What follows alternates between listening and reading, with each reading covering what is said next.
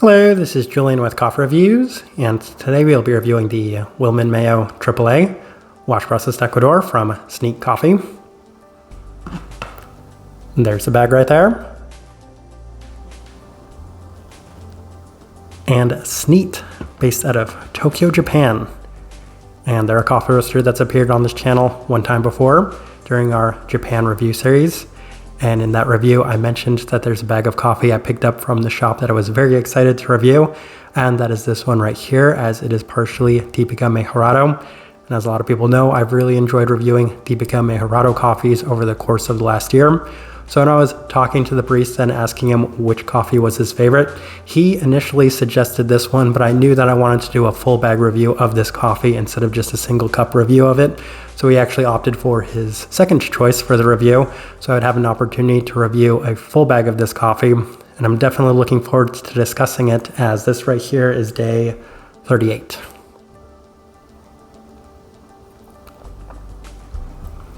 And recipe we went with for this coffee was our standard recipe, which is a 16:1 water to coffee ratio, brewed at 96 degrees Celsius, about 205 degrees Fahrenheit. And I like this one best through the V60, which indicates a more medium fine grind.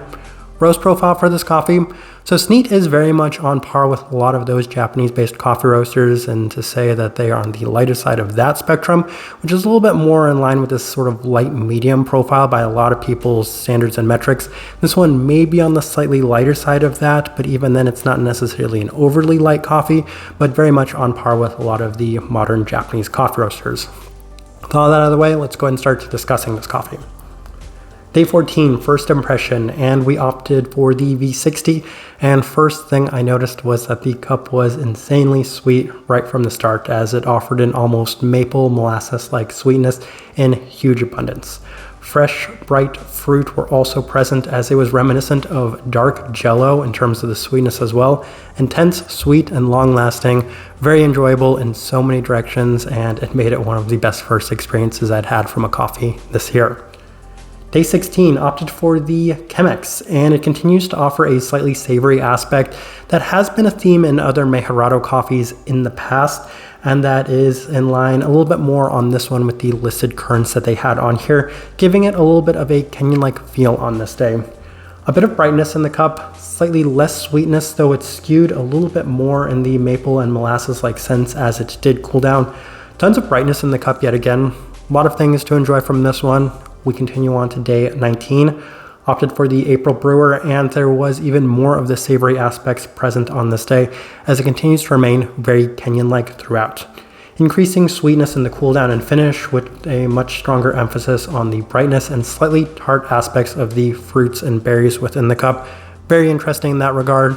We continue on to day 22. Back through the V60 with higher temperatures, a little bit more fine of a grind, and there's a little bit more in terms of the tart aspects on this day, as you could say that it's trending in a more positive direction with a notable abundance of the lingering brown candy and sugary sweetness present in the cool down and finish. It is well layered, as there's a bright tart fruit aspect right at the forefront, transitioning wonderfully into a sweet finish.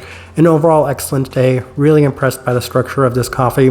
We continue on to day 25. Same adjustments through the Chemex, and I had the most amount of mixed feelings I'd had about this cup to this point, as there was a little bit more of a tart sour aspect to the cup, as it felt like it was perhaps a little over extracted, with a focus being a little bit more on the citric components as opposed to the very structured sweetness that had been present earlier. Still plenty of it on the cool down, including an almost purple gummy-like sweetness on this day.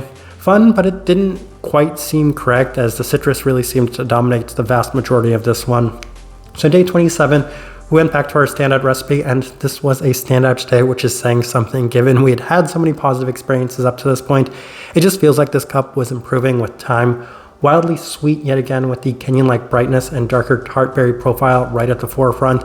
It is in a clean and hyper sweet sense with an extremely long-lasting sugary finish. Excellent day, really impressed me on this day. We continue on to day 30, back through the V60 with our standard recipe, and I settled on this being my preference, mostly because it gave it nice structure and balance in general. When we were pushing the temperatures, when we were pushing the extraction a little bit more, I feel like it was skewing a little bit more on the tarts direction as opposed to the sweeter direction, which is what I was looking for. This one maintained that sort of standout characteristic to it with that tremendous sweetness on the cool down. Once again, a little bit like a brown candy, maple, molasses-like characteristic to it, just a bunch of really beautiful dark sweetness in the cup. Day 33. Well, let's try it through the V60 with the same recipe, and it continues to offer dark berries at the forefront with much of the sweetness coming at the back end. Consistent in terms of the Mejorado-like characteristics of this cup, which I enjoyed right from the onset, that continued to remain consistent throughout. All right, let's go ahead and put up the tasting wheel so you can see what we're getting. All right, and we have 2 level 5s, so let's go through those real quick. And we'll start with the finish, level 5. Yes, and as I've kind of mentioned, that it does have a very, very long-lasting finish, and it is very much in that sugary sweet sense, and it came in a multitude of directions. I've already mentioned sort of that caramelized aspect, that molasses-like aspect, just in general a darker sweetness with a oftentimes sugary gummy-like sweetness to the cup. So all of those things was something I experienced from time to time. So the finish, level 5, that seems like a good fit for this one. Sweetness, level 5. Yes, right from the onset, one of the sweetest cups of coffee that we've reviewed this entire year. It's on par with a lot of the other Mejorado coffees, which come out tremendously sweet, as this one just offered so much sweetness right from the start and was present throughout this one. Then we have quite a few level 4s. We'll start with the cleanliness, level 4. I think that that's also been a characteristic with a lot of these Mejorado coffees. If we ever do score a level 5 on that to go alongside of the tremendous sweetness, we'll have a real gem on our hands. But this one wasn't lacking in terms of clarity. It offered a lot of the just cleaner aspects to the cup. But for whatever reason, the Mejorado coffees just don't seem to offer that same sort of articulated and well-defined structure that Geshas in general have. So level 4 does seem like a really nice fit for it nonetheless. Acidity, level 4. As I kind of mentioned, there's a fair bit of brightness in this cup right from the start, and it's something experienced throughout. It's a Kenyan-like brightness to it as well, which does give it a little bit more unique of a characteristic relative to a lot of the other Mejorado coffees.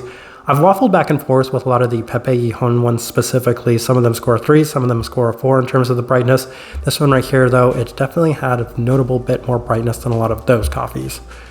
Florality, level 4. Yes, there's a little bit more of a kind of darker floral aspect that's present within this one. At the same time, I could see something like a hibiscus, which has been a recurring theme throughout so many of these Mejorado coffees.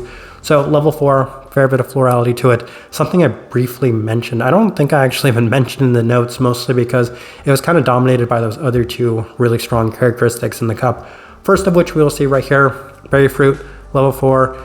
That's something that I mentioned right from the onset, as it did have that dark berry aspect. I believe that they have a current note list on here, which makes so much sense given that it had such a Kenyan-like characteristic to it right at the start. You can definitely see a lot of those darker berry aspects making it a little bit more tart of a sense, scoring that at a level 4. Citrus, level 4. Yes, that's also been a theme with a lot of these Mejorado coffees, and that's that they can have a sweeter citric aspect to it.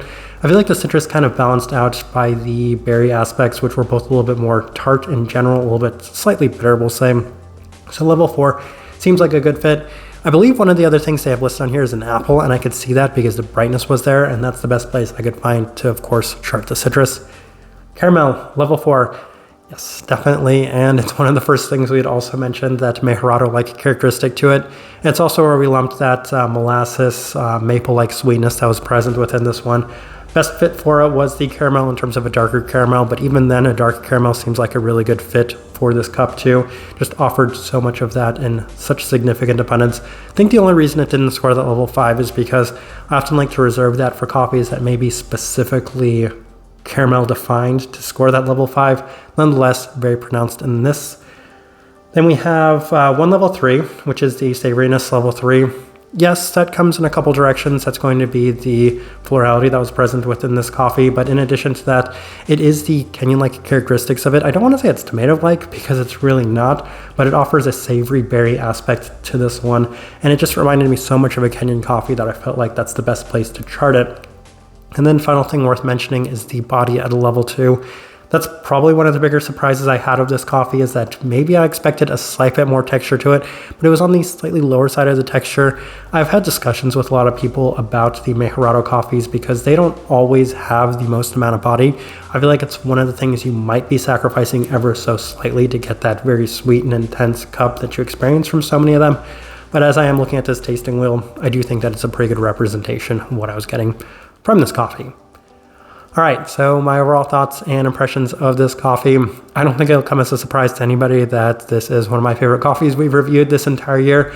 It is in the unfortunate category of Ecuadorian coffees, and those have been my favorite from the entire year. I can't necessarily say that it's been my favorite Ecuadorian coffee we've reviewed this year because we've reviewed so many, and there are a number of them that have just been absolute standouts. This one on its own, wonderful coffee. I would say that it's probably the best coffee I did bring back from Japan in my personal opinion because it's the most my type of coffee. It offered that amazing, tremendous sweetness that I'm looking for those Mejorado coffees, coupled with the fact that it had that unique Kenyan-like characteristic to it, and it stood out on its own for being a Mejorado coffee. So I'm just full of praise on this one. I know it's at the worst going to end up in our honorable mentions for our top 10 coffees of the year list, which is to say that this one really just impressed me so much, and it continues to show that a lot of producers are doing wonders with this variety specifically, and I can't wait for more producers to start releasing this variety too, because every time I try it from somebody new, Morona Zamora, or in this case, Wilman Mayo, it's just been outstanding. So it goes to show that anybody that's working with this coffee too can make some real gems from it, as I found this one to be an absolutely tremendous gem. Type of person I would suggest this coffee to. First off, if you've been enjoying the Mejorado coffees as much as I do, I think you'll absolutely love this one because it offers that specifically amazing sweetness right at the start, consistent throughout, no matter what sort of adjustments we made, that wasn't ever present within this cup. But couple that with the fact that it offered unique Kenyan-like characteristics to it, and those two things makes it a very unique drink, and it's the main reason I enjoyed it, and I feel like it's the main reason a lot of people would enjoy this exact same coffee as well. But for the most part, I think that's the best way I can leave this review. If you by chance had an opportunity to try this coffee, I'd love to know your thoughts and impressions of it as well. If you're enjoying the content, give this video a like, subscribe if not already subscribed. This right here has been a review of the Wilman Mayo AAA, wash processed Ecuador from Sniite Coffee. Thank you for watching.